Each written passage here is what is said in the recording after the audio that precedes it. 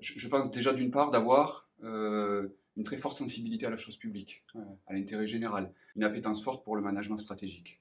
le management des politiques publiques, le management des projets,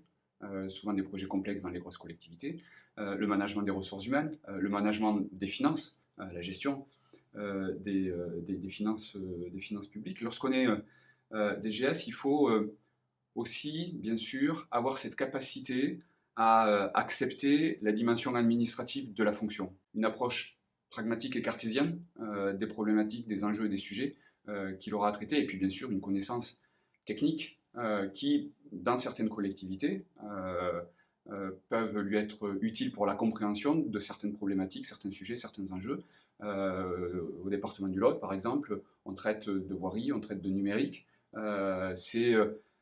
peut-être un peu plus facile, on va dire, pour quelqu'un qui est issu d'une formation d'ingénieur, de rentrer dans ces sujets, dans ces dossiers. Et bien souvent, dans une équipe, c'est celui qui va exceller dans, bien sûr, le pilotage de projets complexes, notamment lorsqu'il s'agit de projets techniques, mais il va aussi apporter un regard et des qualités très utiles dans le pilotage de démarches d'organisation, de démarches de changement, de démarches qualité,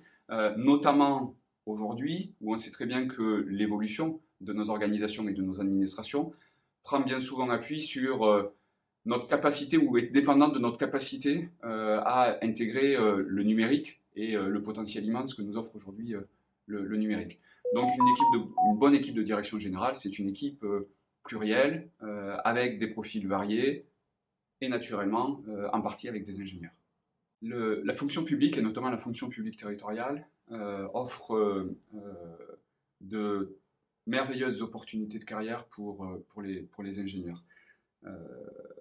D'abord, en raison de la richesse et la diversité des métiers qu'on peut trouver dans la fonction publique territoriale, dans les collectivités, la variété des domaines, la variété des métiers, et donc la richesse des parcours qu'on peut trouver dans les collectivités. Ensuite, parce que je crois sincèrement que la fonction publique territoriale, les collectivités, peuvent très rapidement proposer des responsabilités importantes à un jeune diplômé qui a envie de s'impliquer, des responsabilités tant en termes de dimensionnement de projets à conduire, des projets complexes, des projets à fort budget, des projets à forte complexité, que des responsabilités de management et d'encadrement. J'en suis naturellement un exemple, mais dans la collectivité que je dirige, beaucoup sont les chefs de service qui accèdent à cette fonction assez jeunes, si on décèle chez eux le potentiel.